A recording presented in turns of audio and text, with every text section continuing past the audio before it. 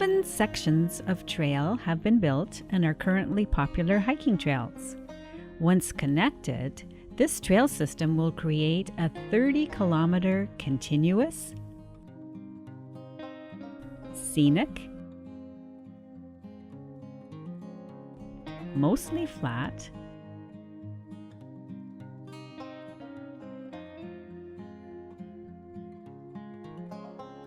historic,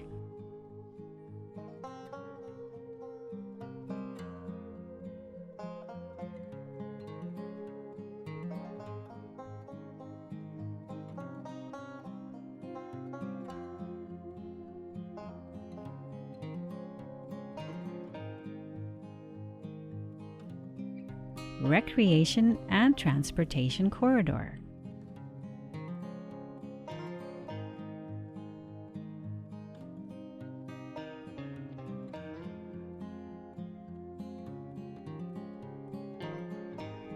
But what was the Great Canal?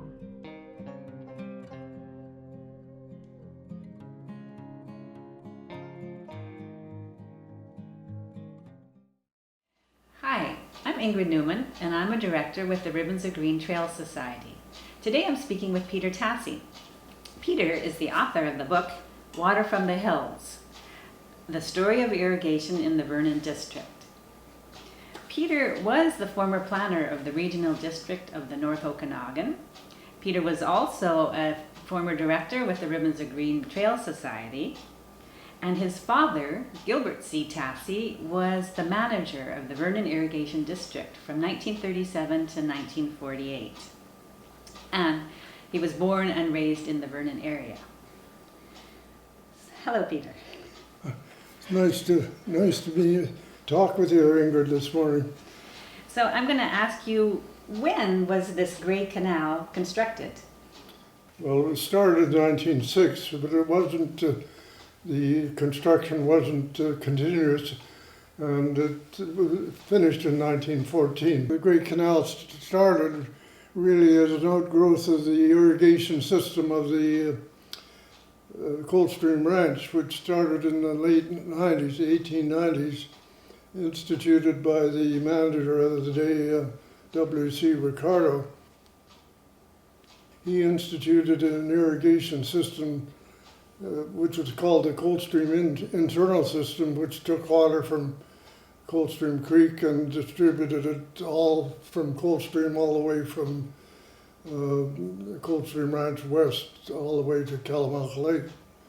But Ricardo, who was obviously no fool, could see the tremendous increase in production in the orchards that had been planted as a result of irrigation and water being available to those trees. And he saw that around Vernon, outside of the land owned by the Coldstream Ranch, was a huge acreage, and that if water could be brought to those lands, there would also be a huge increase in production, not only from the Coldstream Ranch, but also all the way from around here.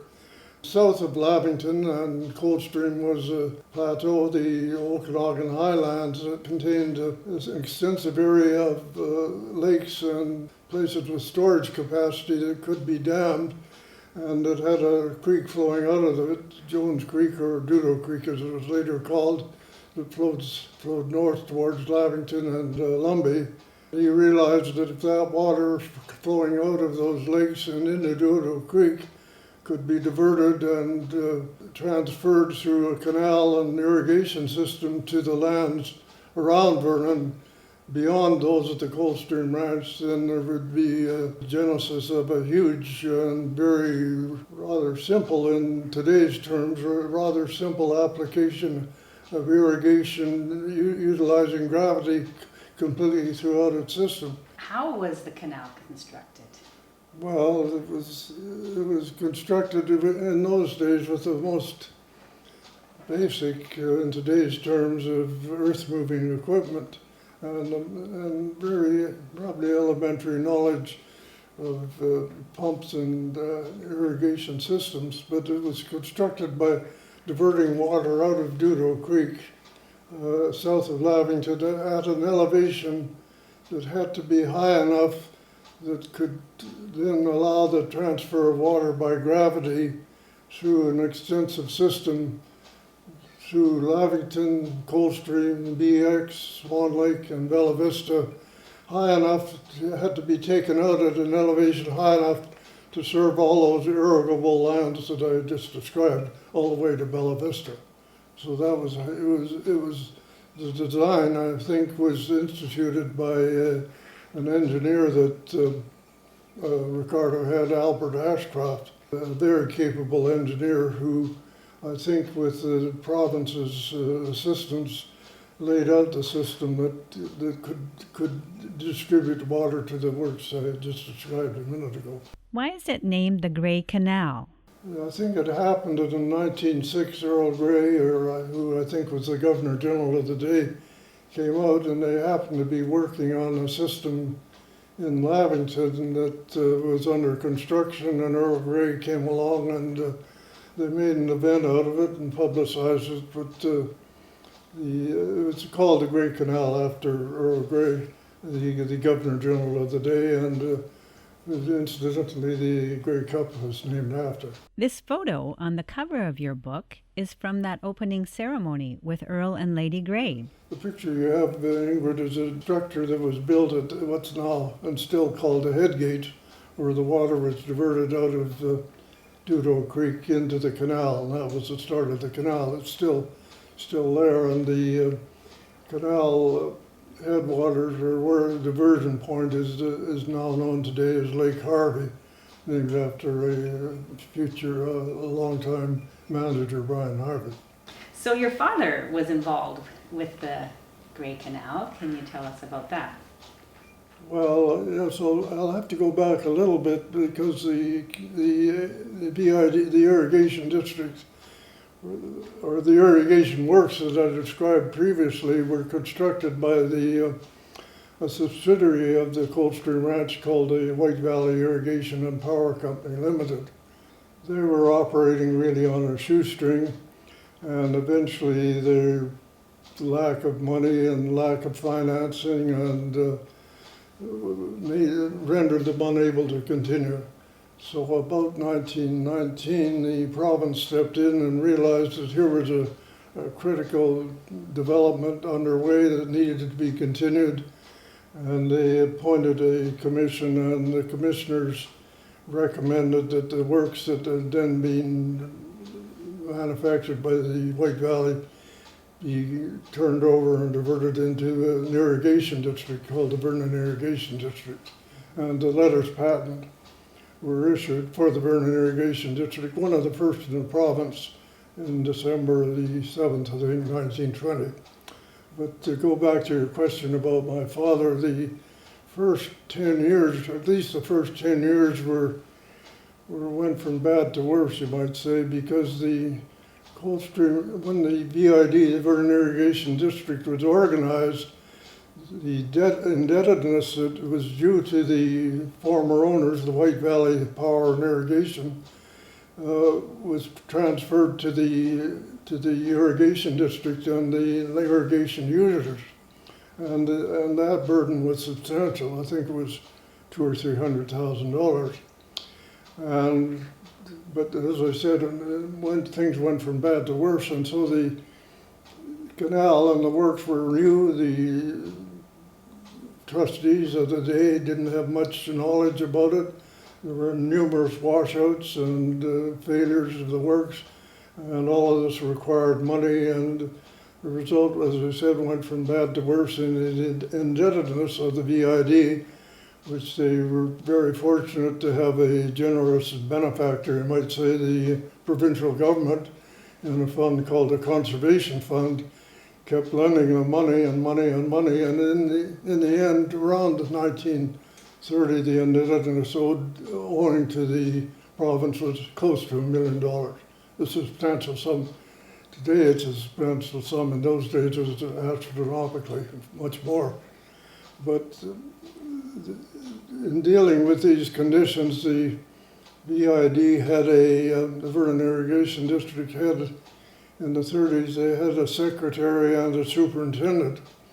And obviously the burden of these costs was substantial. The VID, the trustees looked to a way to reduce these costs. And about that time, a prominent trustee, W.H. Barbara, the father of John Barbara, became a trustee, and he recognized the plight the Verne Irrigation District was in, and one of the first moves he made, well, he became a trustee, I think, in 1935. But I think my father lobbied him, or wanted him and the trustees to know that he would like the job. And Barber suggested to the trustees that the two positions, one was secretary and the other superintendent, be combined into one position. And that my father be retained as a position for the newly created position of manager, for which he was paid $200. And that was the entry of my father into the VID. He wanted a job, and I'll say so in all modesty, he made a very good job of it. And he stayed there for 11 years, and I don't know if it'll come up later, but the VID went from being close to a basket case to a going concern. How does the canal work? Yes, I think that's a very good question. And I think it illustrates the remarkable aptitude or skill of the engineers of that day in designing a system. First of all, it was all gravity, and that was a very great feature of it. It was all gravity. And second, that they could take water from a single source and irrigate a huge acreage. But the system worked by taking water from Dudo Creek at the head gates south of Lavington at an elevation that was critical, I think, to the whole system, because that elevation had to be high enough that the water could flow by gravity from there all the way to Okanagan Lake without having to be pumped.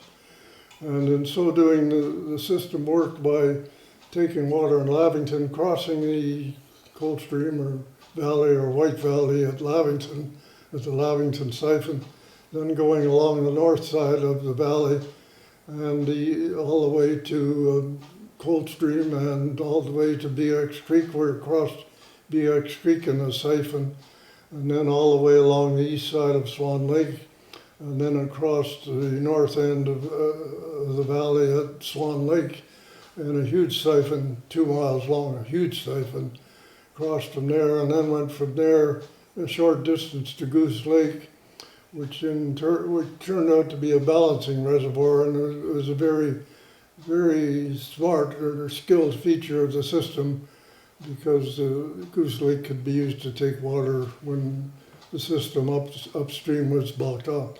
And from that went there to the last section of pipe was a little bit north of where Kin Beach is. It went all the way along Bella Vista, and today parts of that I think still are quite visible with the walkway. So you talk about a siphon. So how does water go through a siphon to be up on a hill, down through a valley, and then up on a hill again? How does that work? The proper term is an inverted siphon, but anyway, I won't get into that. But the works that carried the water were pipes, and depending on the length and elevation of the bottom of the siphon, the pressures in those siphons used to get very high.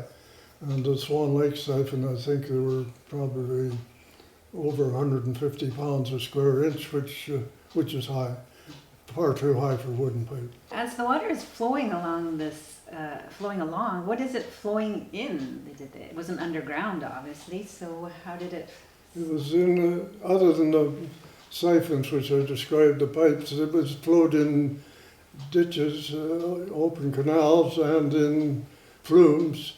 And believe it or not, there's a short section there of a tunnel, about 200 feet long on the west side of Swan Lake.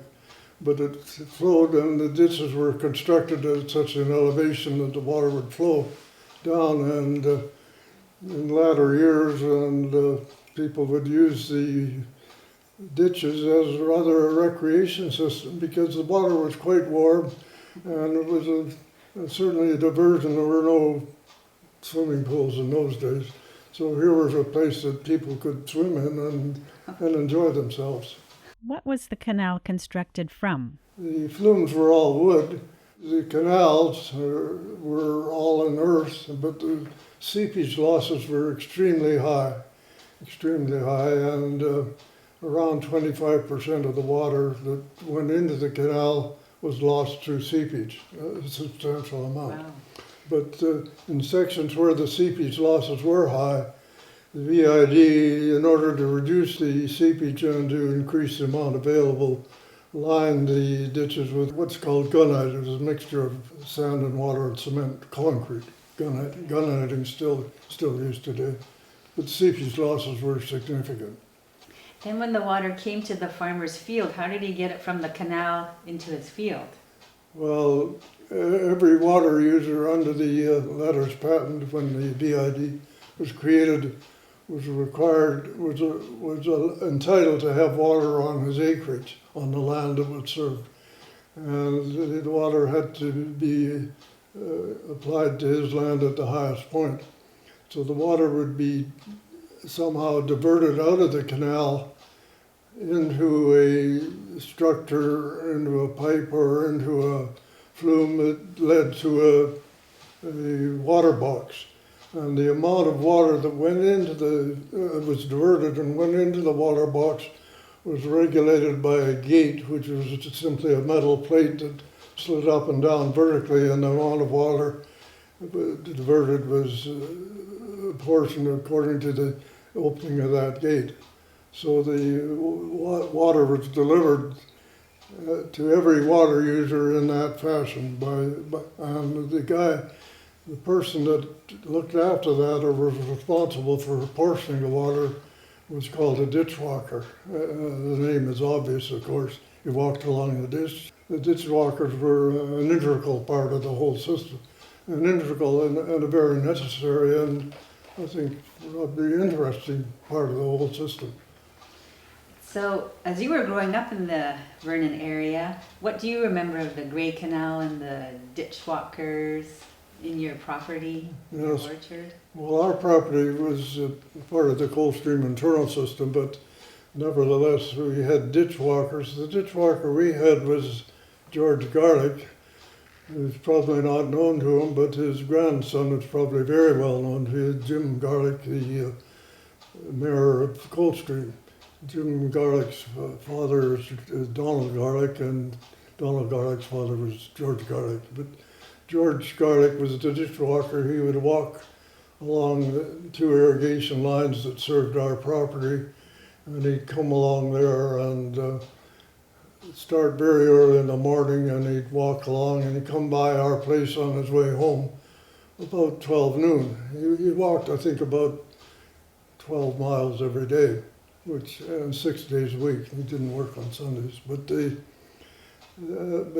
addition to, they would make sure that every diversion point, the water were allocated was as required.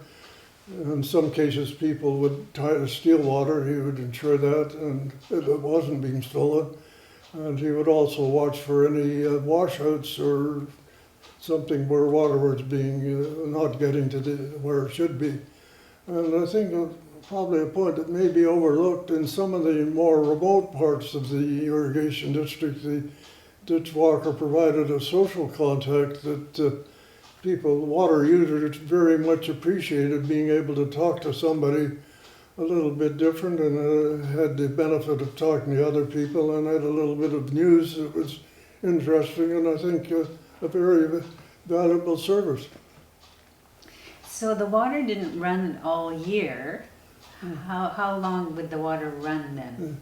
It would start early in May, or probably the end of April, early in May, and it would run until the water ran out.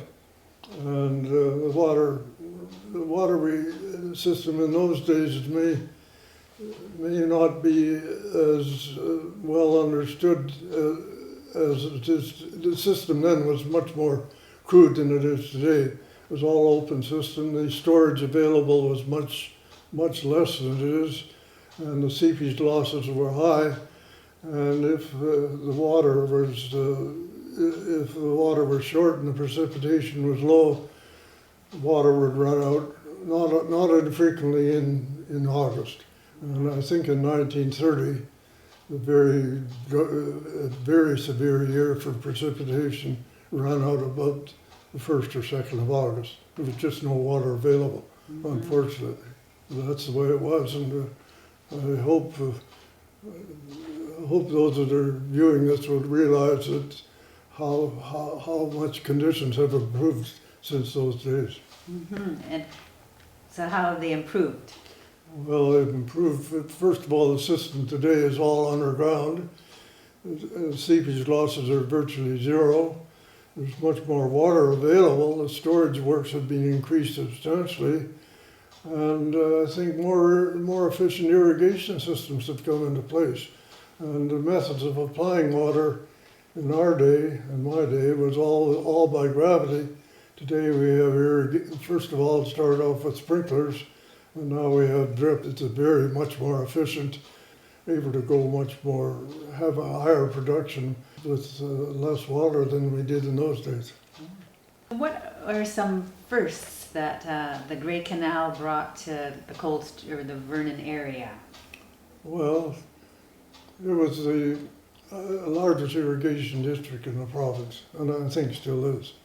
And it had the benefit of having a layout that could be distributed from a single source rather than from a whole bunch of sources.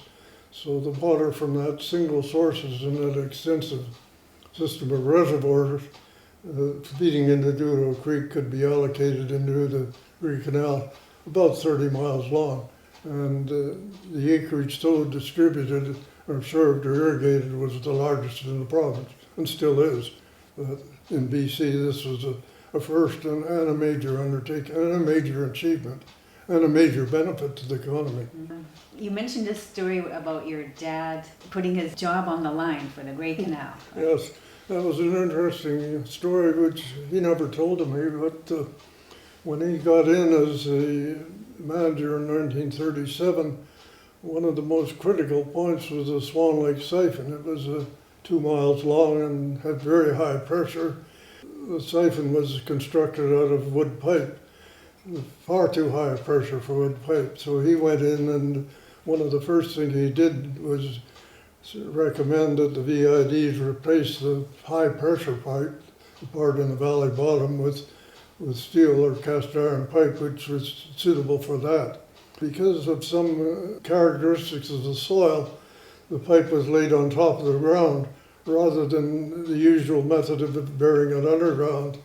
And this was very much out of order with the water rights branch, who were the overseed irrigation districts. And in the company of one of the water rights branch staff members and W.H. Bombra, my father said this system, as I describe it, laying it on top of the land, on the soil and not underneath, is going to work, and if it doesn't work, I'll quit my job. He put his job on the line. And later that year, when the works were constructed and the pipe was in place, the water was fed into the Swan Lake siphon, and the water, when it got to this critical section of pipe, it varied a little bit, moved around, but when it filled out, it stabilized, and it was just as stable as being underground 6 feet. So that was a great victory for W.H. Balmer and my father, and very much to the chagrin, I might add, to the water rights branch. And your father never told you that story? You never told me that story. He did tell me that, frequently that the VID supplied more water than the city of Vancouver system.